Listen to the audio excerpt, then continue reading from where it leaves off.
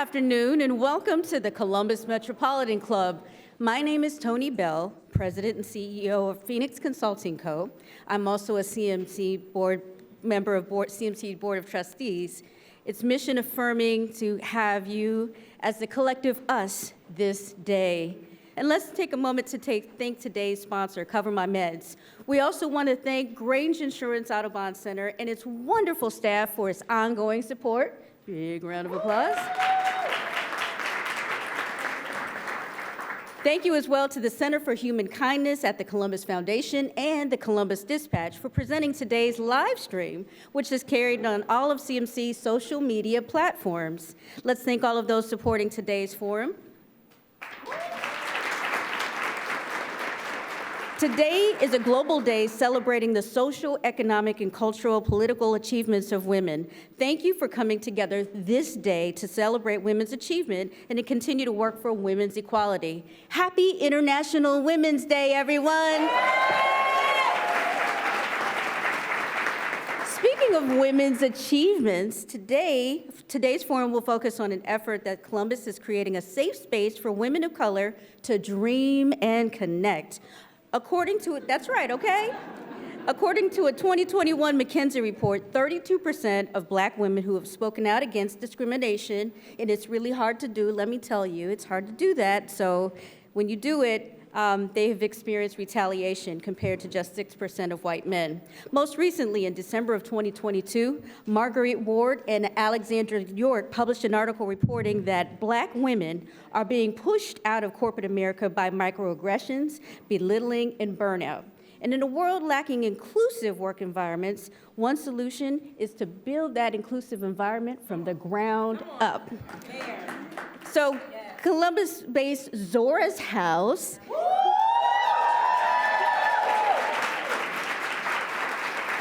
is doing just that, building from where? The ground up. Thank you very much. Founded in 2018 as a co-working incubator for women of color, Zora's House recently announced its massive $5 million expansion that will see the facility in Weinland Park grow to more than 10,000 square feet. Come on. Yes. I see a CMC forum being hosted there in our future.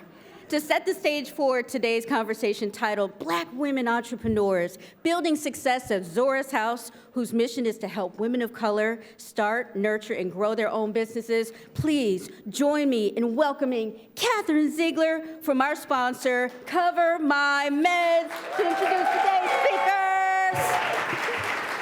Oh my God, thank you.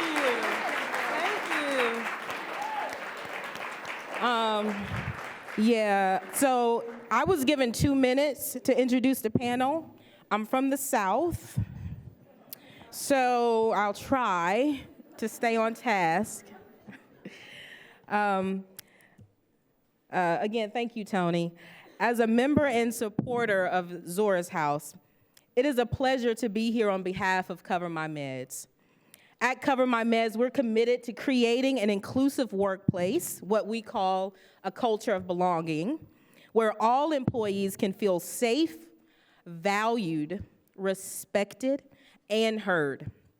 That's one of the many reasons we're honored to sponsor today's event, which not only highlights the expansion of Zora's House, but it also encourages a conversation about the importance of building safe spaces for women of color. We're inspired by the community Zora's House continues to build and the incredible impact they have in Central Ohio. Currently, we have 16 employees, myself included, who use the space, services, and network that Zora's House provides. So, thank you.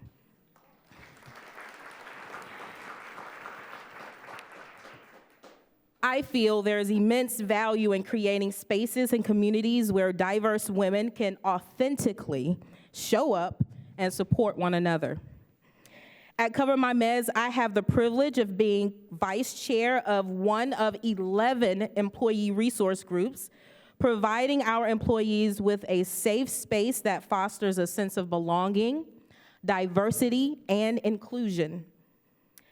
I've experienced firsthand the power of the Zora's House Network, as it's allowed me the opportunity to support, I'm gonna try not to cry, a minority woman-owned business in our community. And I'm gonna pause because that person is in the room today, and I didn't expect to see them.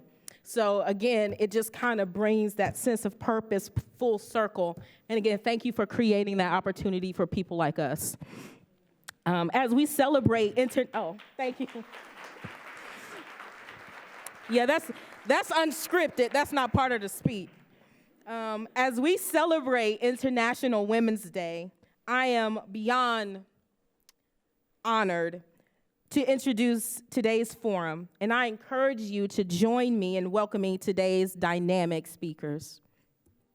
First, Elsie Johnson, founder. I'm like, does she really need an introduction? Founder and CEO of Zora's House. Danielle Sydnor. Danielle is CEO of the Rise Together Innovation Institute. And our host, Alison Marker, president. So we got founder, CEO, presidents, I'm just saying, okay? CEO of Marker Construction, so thank you. You can learn more about these dynamic speakers in your forum flyers.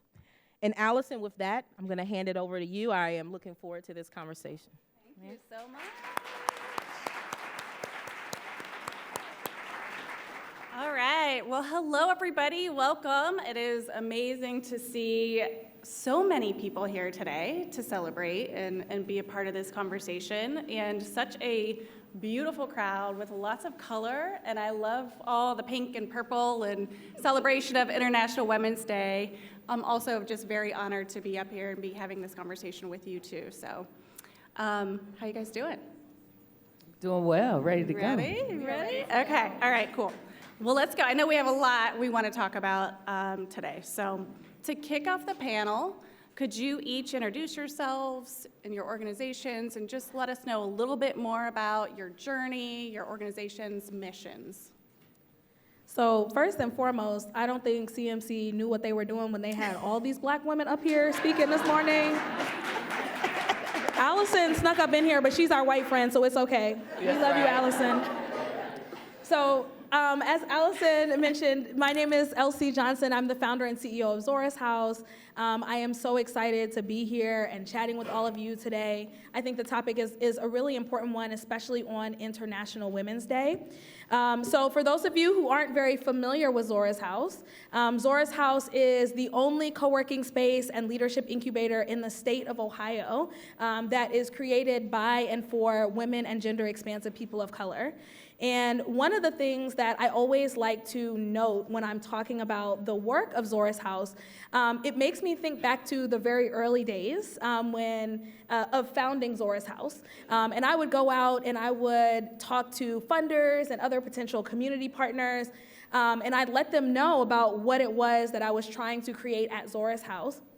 And many of those folks would say things like, oh, we already fund, women of color. And I'd ask, okay, well, what do you fund? And they'd say, oh, we fund the homeless shelter, we fund the food bank, we fund this poverty initiative.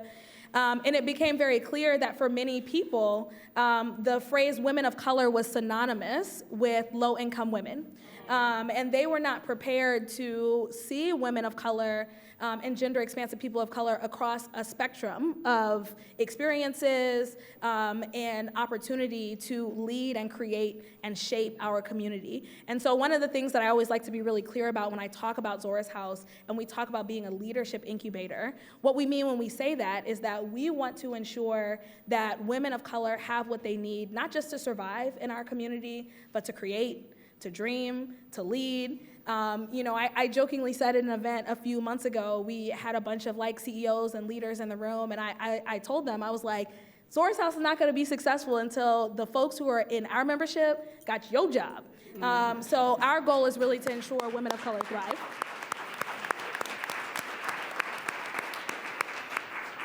So I appreciate LC because I was supposed to be moderating this panel, and she's like, let's switch it around. And I want Danielle to be the panelist with me because this is who LC is.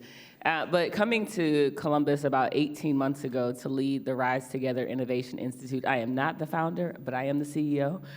There was an organization that predated me, a council that really helped to develop this as a result of a public-private partnership between the Franklin County Commissioners to develop an organization that would look at implementing big ideas to reduce poverty. And I think it's really powerful, kind of after what you just said about this belief and this perception that when we talk about people of color, oftentimes it is interchangeable with poverty. And the reality that the majority of folks that are actually in poverty in Franklin County by just sheer numbers are white people.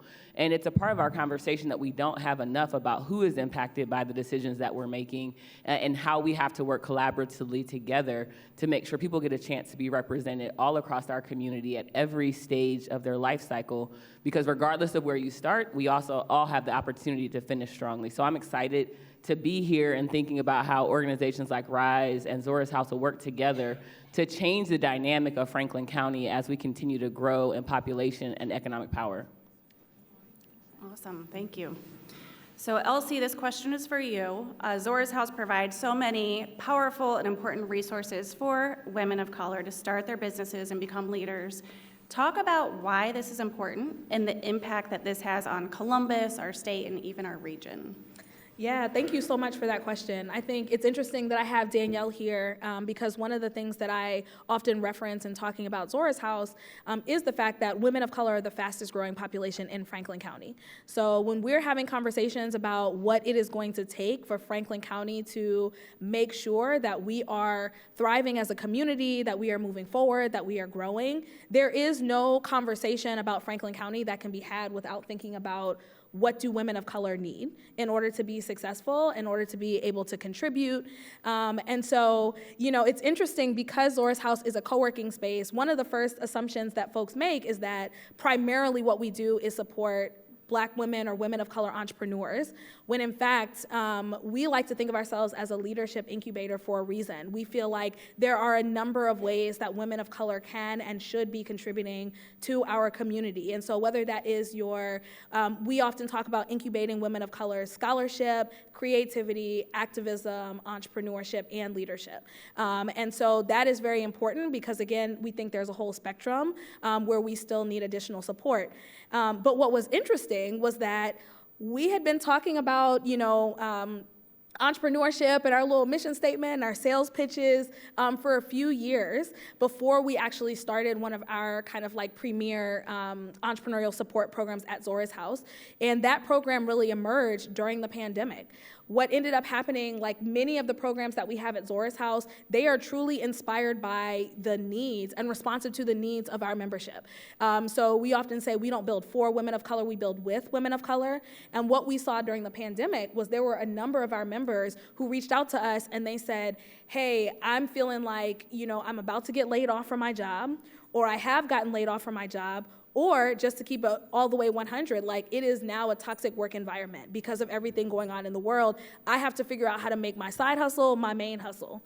Zora's House, what y'all gonna do? And so we kind of really took on that charge and we ended up developing the Her Way Business Builder program in collaboration with Rev One Ventures and Aventi Enterprise. And funded in part by our friends at PNC. I gotta shout out all the people who give us money, so they'll keep giving us money. And so that was a major moment for us where we saw this need. And again, we said, we need to create a program that's a little bit different than what's out there because we recognize that many of the women of color in our program might already have a full-time job. And this is a thing they're trying to do on the side. And they have families and they have community responsibilities. And maybe they have a six-figure professional gig, but their family members are still in poverty. There are a lot of complexities that come with supporting women of color that have to do with the ways in which we have or have not had access to the resources to make sure that we are financially healthy. So I think that work that Zora's House is doing is incredibly important. And again, it's not just something that we created out of thin air, but our members actually said this is something that we need. Thank you, Elsie. And Danielle, with Rise Together, talk a little bit about the work that you're doing and how that intersects with Elsie and Zora's House work. So Rise Together is designed to think about implementing ideas that help people obtain their own economic self-sufficiency. And I can't think of a better way than really creating space for people to lead and to be empowered and for us to kind of get out of the way sometimes. Because we do have this design a lot of times in providing assistance where it's like, I'm gonna help you do this and you need me to do that for you. And I think about the fact that I could wear my hair in this curly style today with my curls popping because some Black woman was able to have the space to create a natural hair care brand. Because when I grew up, we didn't have products. And it wasn't because we didn't need them, but it was access to capital that allowed you to move into industries that have barriers to entry. It's easy to do service-based sector type of work because it doesn't a lot of times have that higher cost of capital to do it. But when you need to buy heavy equipment and machinery and you need to do things like put a product on a shelf that may take 120 days before somebody buys and pays you back, you can't just do that with your own bootstrap mentality that oftentimes, especially communities of color, are looked at to say, why do you need access? You should just be able to figure this out like everyone else did. And so I think that the work together for organizations like RISE and Zora's House will really be saying, what does access look like at leadership tables so that when we're making decisions about where investment goes in our communities from the federal, state, and local level, we have people that are most impacted by those decisions at the table, and that we're not tokenizing people and putting them in rooms just for the checking of the box to say that we did it, but that people are empowered to be at those tables and have the conversations and to defend their ideas and to know that their voice is going to be heard. And so we're designing a model that will allow us to have those kind of strategic intersections with organizations that are already doing the work. And I'm really excited that my board is giving me the autonomy to create in that way because we're not trying to go out and replicate things that already exist. We want to partner with those organizations. And collaboration and partnership in the nonprofit world can be nasty words sometimes. Because if you start to look too much like the organization next to you, you're like, my funder's gonna tell me they're not gonna give me any more money. But I'm here to say that we can collaborate and we can partner and we can still have our very distinct lanes of what we do well.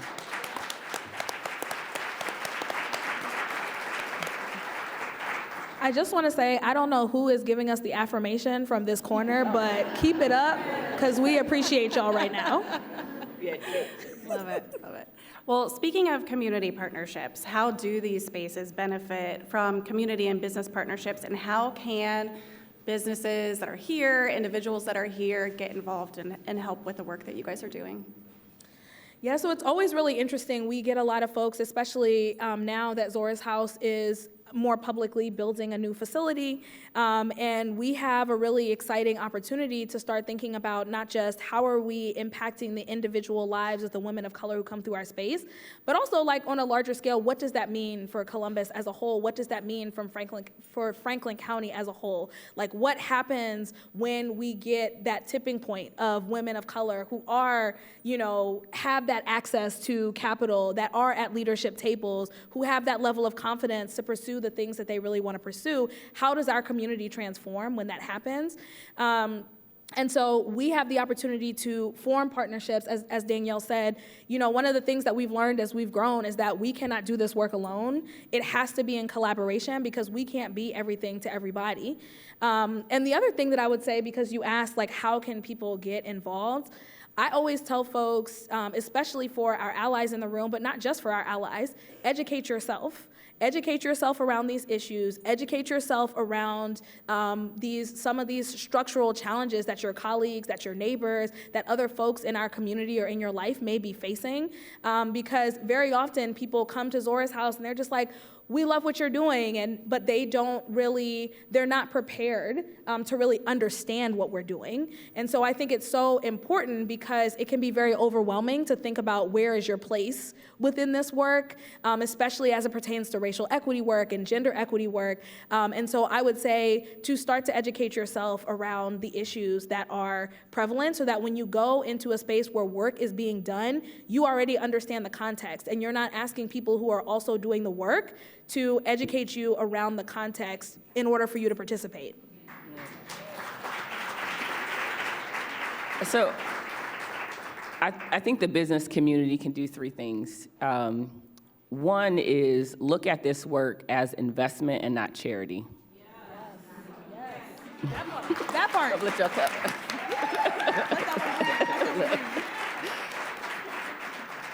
And I give this example, and I won't pick on any specific organization, but when we approach this work from a place of investment, when someone's trying to obtain market share, they set a budget and they say, whatever it costs for me to go and acquire X number of Z part of the community, I'm gonna spend that money because I expect a return on my investment. That same organization will take charitable dollars and say, that's all I got. You organizations figure out how to divide that charitable pot of money. When we're talking about the fact that 1 in 7 people in Franklin County are living in poverty, we will not be the place that allows our employers to continue to have successful, thriving businesses. Our neighborhoods will not be able to have the disposable income to buy the goods and services from said organizations if we do not invest in people. And why not? Why not invest in the fastest growing population in our community, which are women of color? And women of color are starting businesses, they're the most educated, all these statistics. We also look at the way that the business community can think about who's leading inside of organizations. Again, the reality is you're only able to really look at the universe from the lens of experiences that you have. And so when you think about the ways that you could be breaking into new industries or products or tools that could be necessary for the population that you want to serve, your customer base oftentimes is extremely diverse. And so from a leadership perspective, if you're not also replicating that and not just doing it in a way that someone gets that seat, but how do you retain and how do you give someone the space to really lead? And to the last thing I would say is to give the business community should do is give people the chance to fail. We don't get the privilege of failure. That's a big deal. When I walk into a room, if I have to be right 100% of the time, I may just not show up. But if I know I'm gonna be given the grace to take chances, in the venture world, we say that 10%, 2% of the businesses succeed. That means 98% fail. And it's a whole lot of money going into the venture space. So give us the same ability to try things that may not work the first time, but wrap your arms around us to keep figuring out that thing that actually is going to work.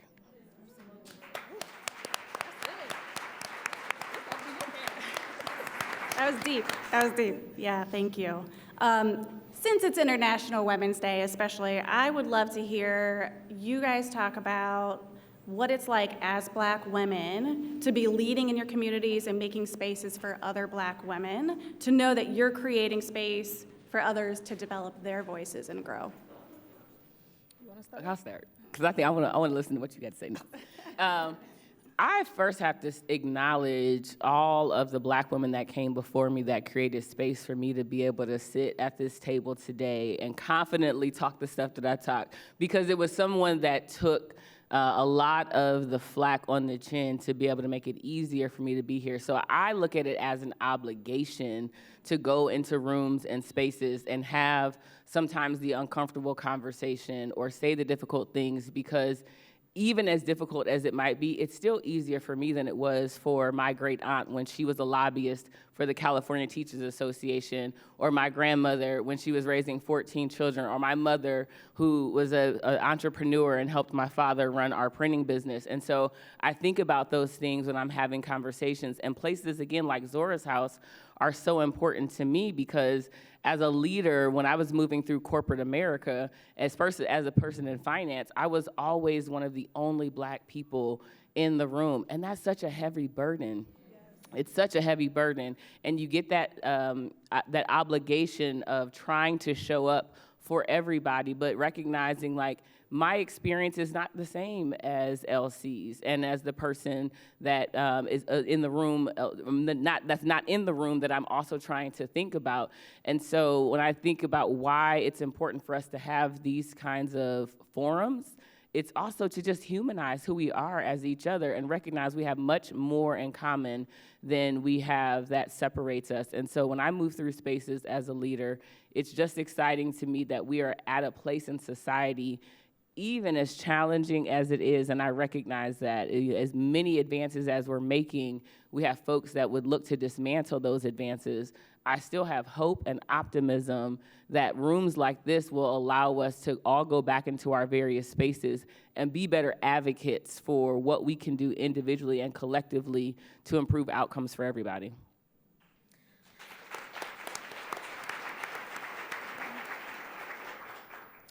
So when I think about this question, it's interesting. I think the very insidious thing about structural racism and patriarchy and like sexism, some of these systems, is that every step forward that a woman of color takes, you are battling like an external battle and an internal battle. And oftentimes it can be hard to understand where the line is. So I will give an example. About a year after I founded Zora's House, and at this point the house existed, we'd had all these programs, we'd had this amazing response, and at that time we had been fully supported by community. So we never applied for any money, we never received any grants up until that point. And I remember I was sitting down with one of my mentors, who's not here right now, but we were sitting down having a conversation. He was like, well, why haven't you applied for any money yet? And I remember telling him, I was like, look, I do want to apply for some money, but I'm just waiting until we're a little further along, until we can show more impact, until we can we have more members, until we have more programs. And he was looking around, he was like, you built a whole house. What are you talking about? And he was just so his mind was just so blown. He was like, I don't understand. I didn't ask if we cuss. My bad, bleep that out. Sorry. 15-second delay on the radio. Delay.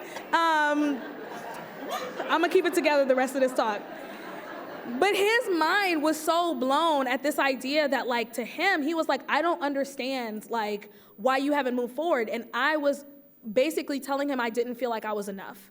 I didn't feel like my work was enough. I didn't feel like I had done enough. And he was looking around, he was like, you built a house from scratch. You have these amazing programs, these members. And what I realized in that moment, and I think we often build this into the work at Zora's House as well, is that I was dealing with some imposter syndrome. I was dealing with some moments of feeling like I wasn't enough, like my work wasn't enough. And that was an internal battle for me. And I have often been in spaces where I've been told that my work was not enough, where I was not credible enough, where I was not credentialed enough because I am a Black woman. And I would see people ask other people to prove a lot less than they were asking me to prove. So it's it is an internal thing where it's man, I was really struggling with this. And I think it becomes really challenging when we tell women and we tell women of color, oh, all you need to do is be more confident. You need to go in there and be more confident. Women, you need to change yourselves and you need to navigate things differently and not acknowledge that structurally there are places where our ideas are still not valid. There are places where we are still not paid for our work the way that we should be paid for our work, right? And so it is a both and that I think is so important. And I think for many women of color leaders and Black women leaders, when we think about leadership programming at Zora's House, there's a whole healing component. There's a whole trauma-informed component because so many of us have been traumatized in professional spaces. We have been traumatized in educational spaces and higher education spaces. And so it's not enough to just tell women of color that they need to change themselves in order to lead better. We need folks changing the community, changing the systems, changing the businesses so that we have the opportunity to lead better, to lead differently, to lead in a more courageous way. Okay, can I tell a story? Go ahead, girl. So when you talk about the showing up and telling women to be more confident, I remember I was a financial advisor at Merrill Lynch, and my first client wrote me a check for $2 million. It was a big deal, right? I'm like, somebody would write me a check for $2 million? However, after the transaction, my white male site leader says to me 2 weeks later, has he asked you to marry him yet? All right. I said, no, I think his wife has that taken care of. And then it was this ongoing thing that I can't change the fact that who I am in an industry, and you get to the place where you're like, is this place really for me? You know, I maybe would have stayed in the advisor world and not been here today had I not had those experiences. I'm grateful, and in hindsight, that I went through some of the things that I did, but changing the environment so that way we don't have to be subjected to that kind of treatment. And that wasn't that long ago, y'all, because I'm not that old, right? So this is not like the 70s, like, oh, we had inequality in finance. It's still pervasive today. So when we think about why don't we see more of us leading in certain spaces, it is because of how people treat us when we show up in the room. Yes. And I want y'all to look around when we're saying these things at all of your women of color colleagues who are nodding their heads, who are affirming, because I think it's really important to notice, like, it can be very hard to talk about these things in predominantly white spaces, professional spaces, and yet when we're here today and I'm looking out and Danielle tells this story about how she's treated, and everybody is like, yes, I've experienced that. That's a problem. That's a problem that does not sit with us. That sits with the institutions that we're a part of that need to get shifted, and we cannot and will not do that work by ourselves. So we will move to questions from our live stream and from our in-person audiences here in a few minutes. So if you have a question, go ahead and make your way up to the microphone, which I believe is over this way. And if you're watching online, type your questions into the chat. But before we take audience questions, I have one final question for you guys. And this is maybe a tough one, but do you ever feel like you'll have a moment where you think, my work here is done? And what legacy do you want to live? Or do you want to leave for Columbus and beyond? I mean, I would love for the legacy to be that my work is done. I think that would be an amazing legacy. I often think about Zora's House and how, you know, when I talk to partners and funders now, and, you know, I make sure I stress, even partners who are like, oh, we primarily fund basic needs. I'm like, racial equity is a basic need. But I would love to get to a point, I feel like, where Zora's House is not a need. Zora's House is a nice to have, because we like coming together and listening to Lauryn Hill and kikiing and having a good time and networking, because we like it, because it brings us joy, and that's the only reason that we're there, right? But like right now, that's not the case. It is that, plus it is needed. It is necessary in our world, and I would love to have a world where Zora's House isn't necessary. Now, some days, do I feel like that's possible in my lifetime? You know, occasionally, but most days, like, I know that, like, we're planting a seed, that, like, much of the work that Zora's House is doing now, I am not gonna see the impact in my lifetime. There are people that we've already impacted who share from me from a program they did 3 years ago, right? And it's like, these are movements, and change that takes time. And I wanna remind everybody who is a part of this movement and who is doing this work, whether because they're funding this work, they're partnering on this work, their organizations are doing this work, that like, these are systems that took generations to build, and they are gonna take generations to dismantle. And we have to have the patience and the stamina and the resources to be able to sustain the work that we're doing over the long haul in order to see that ultimate change. Yeah, you know, Elsie, I would agree totally. I think that the work of RISE is about reducing poverty. And there's this book that I've read called Poorly Understood, What America Gets Wrong About Poverty. And one of the things that they talk about is how so many people lean into the fact that in the Bible it says, the poor will be with you always. Like, stop. We have to stop making that our excuse. Like, they said it in the Bible, so we just gonna have to have poor people. We don't have to. These are social constructs that we choose, that someone can have 18 homes and someone can also be unhoused, right? Like, why? Why are we okay with that? And I think that I believe that organizations need to always exist to make sure we have accountability. But I do think that our work, yes, I would love to get to the place where our work evolves from getting people from a place of crisis into thriving, and then we're there to keep making sure that organizations don't feel like, oh, we're done, we can go back, because we know how quick we lose our memory and we forget, like, the Great Recession was caused by instability in housing, and hey, here we go again, right? So we have to make sure somebody's always there from an accountability standpoint. All right, so it is CMC's longstanding tradition to take audience questions. So Mantra Moody What CMC is curating questions from today's live stream audience. For those of you who are with us in person, please join Mantra. Oh, we've got some already at the microphone. And out of respect for others, please keep your questions brief and to the point so that we can get to as many as possible. And also keep in mind that questions end with a question mark. Thank you, Allison, and thank you, Elsie and Danielle. Appreciate it. All right, the first question, what advice, and you kind of touched on this a little bit, Elsie, but what advice would you give the next generation to be successful? Yeah, I feel like Danielle and I could probably both weigh in on this, but one of the things I think about often is ensuring that we are just providing ourselves with the same amount of grace that we are providing all of the folks that we're interacting with on a regular basis.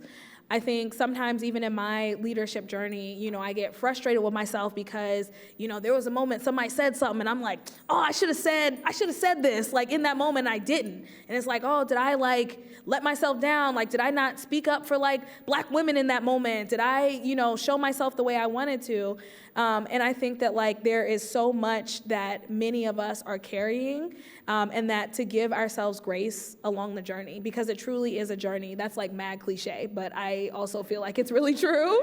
And I know we don't have a lot of time, but I would just say find a support system, because we talked about not trying to do this work by ourselves. Lean on leaders that have charted the path before you, because you don't need to replicate the same mistakes. And if you're a woman of color, join Zora's House. I'm Jody Urbanski, and I'm one of the founding members of the Aubrey Affordable Housing Foundation, and we support men and women re-entering community from incarceration. And so my question is, do you have programs that support re-entering women and the special barriers that they face? Do you want to answer this, or you want me to? Yeah, so thank you so much for lifting that up. And I think one of the things that I want to highlight in that question is this idea that, again, women of color have a range of experiences. And so the ways that Zora's House is able to support folks with a number of different experiences is twofold. So one, we have a partner like you who comes to us and says, hey, this is the population we serve. How do we get together and make sure that there's something at Zora's House for them? Or what are the ways that we can ensure that they're moving through your pipeline of programs in a way that's really going to be supportive? And the other ways it happens is that we have folks with a particular experience or identity join our community. As I mentioned about our Business Builder program, that was because a member said, we need this, right? So we make sure that we don't consider women of color to be a monolith, and we invite women of color with a variety of different identities and experience to help us shape what programs get put into the world. So I would welcome a conversation. Thank you. Hello, my name's Diamond. I'm with the Women's at Work program. And my question would be, how does a woman of color have a conversation with HR without being, consequences, having issues legally with them, and being able to maintain a healthy work environment? So this is not legal advice, because I'm not your attorney. Give a disclaimer. However, I have been in that same situation, and I think that it's important that documentation, to me, is always a thing. And you'll have people that tell you, it seems like you've got to be like a paralegal when you've got situations happening, but if you think it happened, you need to document it. It has to be something so that you can go back to someone and say, this is not just what I feel, let me show you the examples and the scenarios. And unfortunately, even with all of that, especially with discrimination, and in my experience as the president of the NAACP in Cleveland, I would tell people all the time, your situation is probably real and it probably did happen, but if you can't prove it, then it just becomes one of those situations that you go through and someone's like, well, maybe they didn't mean it like that. Maybe your boss is only saying that to you because of that skirt that you had on and not because of whatever, right? Those types of things. So documentation, I would say, is important. And sometimes you will get that retaliation and you have to decide how much further you want to take it. And it's unfortunate. The burden is often always put on the person that's making the accusation and not the system. But I always tell people, try and talk to other people in your organization because likely they're dealing with a similar thing. And when there's power power in numbers. When you've got other people that are willing to step up and say, yes, me too, I had that experience, then you have a little bit more strength when you're going into that conversation.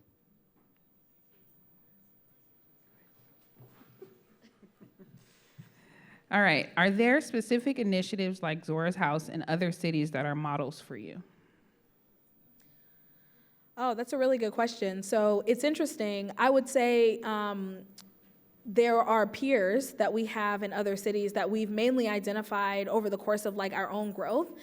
So when I first founded Zora's House or had the idea for Zora's House, it was because I was struggling to find community in Columbus, and I was new to Columbus, and I was, mainly only knew my hubby, who's right there. He's cute. There he is. Hi.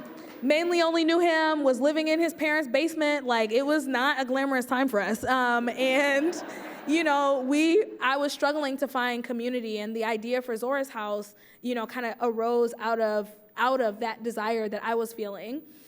And so since that time, there have been, I've had the opportunity to meet other leaders who are building communities for women of color, and they look different. So in California, there's a co-working space there called the Blackbird Collective. It's like a wellness collective. In New York, there's a space called Ethel's Club, which is meant to be, kind of this hub. And I get people emailing me all the time from across the country. I have 4 emails in my inbox right now who are like, we're trying to start something like this in Chicago. We're trying to start something like this in Tennessee.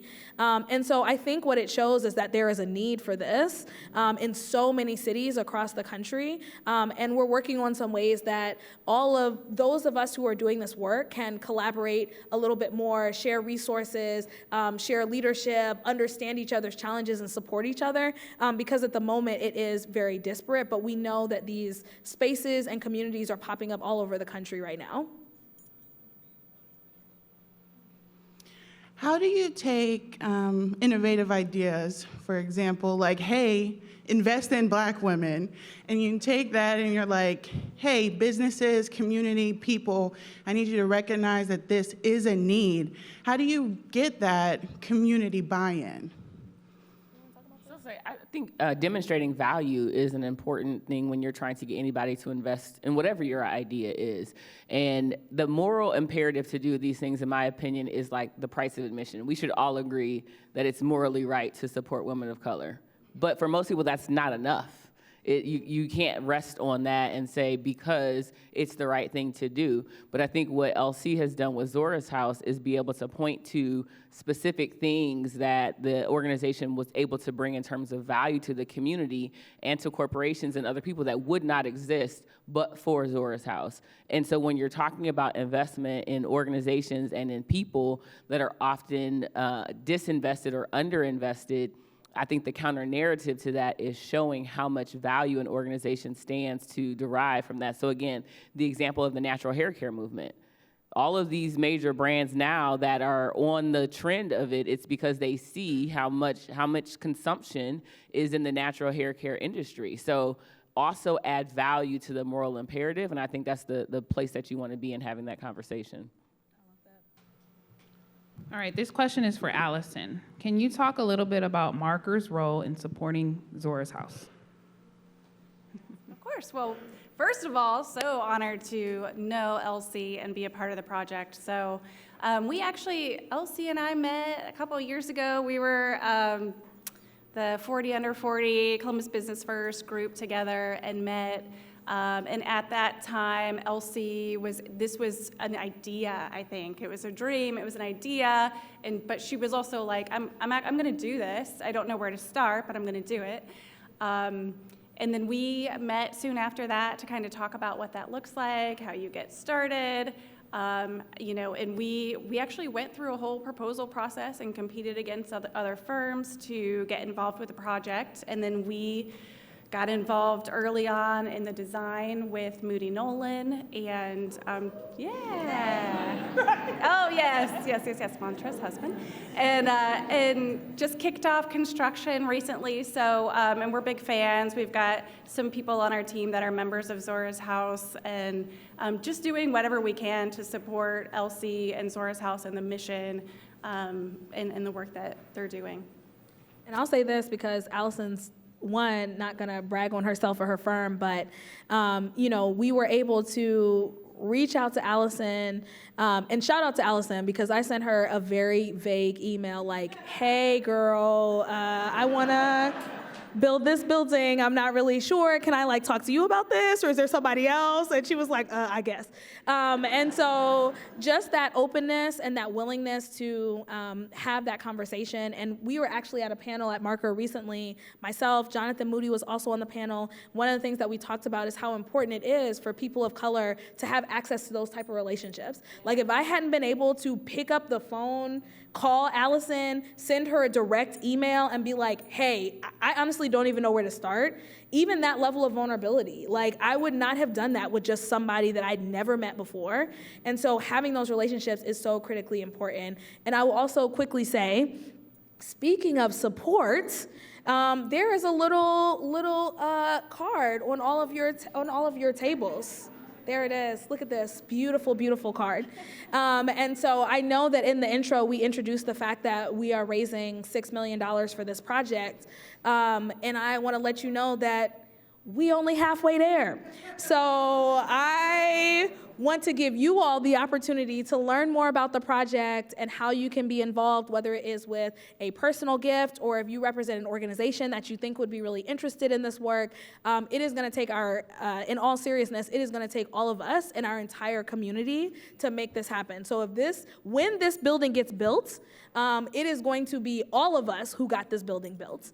Because I got 2 kids and I ain't got the time, y'all, so I need everybody to be involved. And you can find out more there. And we also have a table outside, so when we're leaving this space. Small PSA. Okay. Awesome. I think we have time for one more question. Are there any more? All right. What can Columbus's leadership do better to support initiatives like Zora's House, meaning elected leadership and business leadership too? Oh, y'all trying to get me in trouble. I ain't about to answer that. So I think, one of the things that I would say about what folks can do better, again, there's a lot of informal relationships. One of the things that we focus on at Zora's House, it's funny, one of our members entitled kind of the impact of membership is the rich auntie effect. And what they mean is that at Zora's House, it's almost like each of us individually may not have every relationship that somebody needs, but collectively, we know everybody. Whatever you need, if you bring it to our collective, if you bring it to our collective Zora's House membership, we will be able to kind of find that opportunity for you. And I'm actually thinking about when Danielle first moved to Columbus from Cleveland, there was a group of folks who got together and said, we are going to introduce Danielle to all of these other meaningful leaders in the community. And I remember getting the invite and it was like, come together. We have a Black woman who's leading in this community, and we are going to make sure you know her, make sure you understand. And there were a lot of big names that most people in this room would recognize who came together to make sure that Danielle had the relationships that she needed in order to be successful. So I think ensuring that Black women who are leading, that we at Zora's House have the relationships we need to advance our ideas is the most important thing that our leadership, that our community can do for us right now. All right, one more question.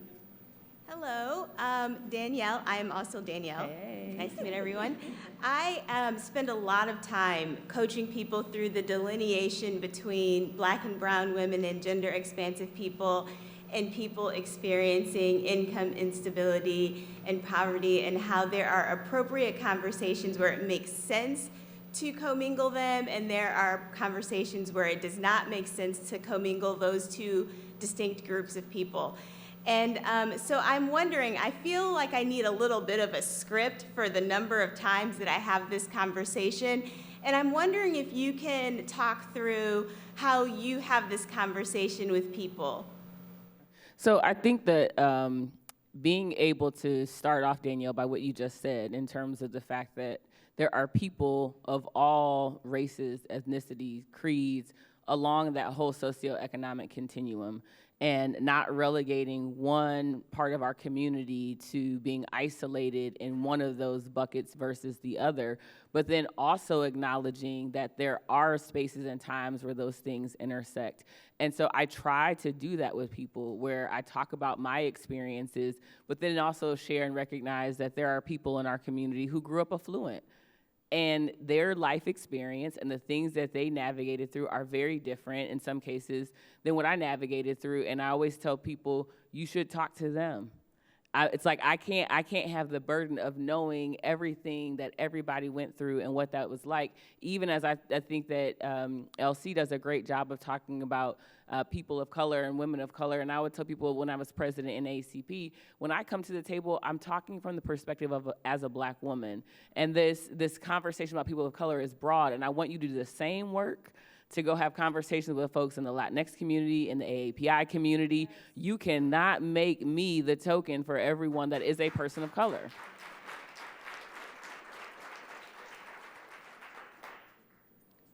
Anything else you want to add? No? Okay. Nope, I think you said it. You said it. She said it. Awesome. All right. Well, we are all out of time. Thank you for the amazing questions, and thank you guys. You're amazing. I will turn it back over to Tony Bell for closing. Thank you, Alison. Thank you so much. Well, you know, everybody, I hope you feel as I do. Round of applause if you wish we had more time with this wonderful panel. So I'm going to wrap up. And, you know, certainly we hope you found that today's forum gave you a sense of hope and optimism, and that you recognize that you are enough.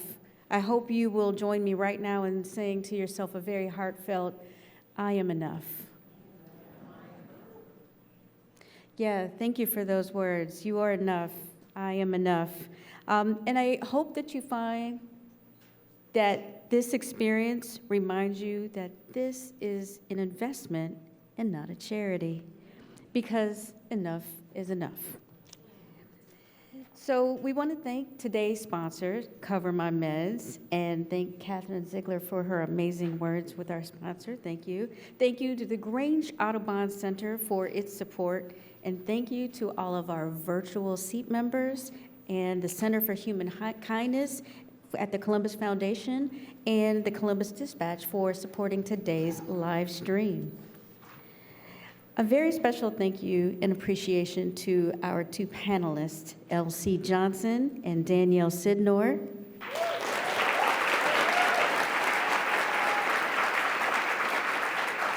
And of course, the amazing woman who LC's able to call and say, hey girl, Alison Marker.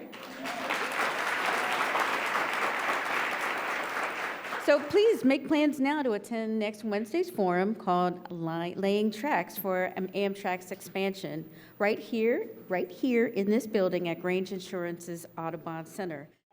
Stay here,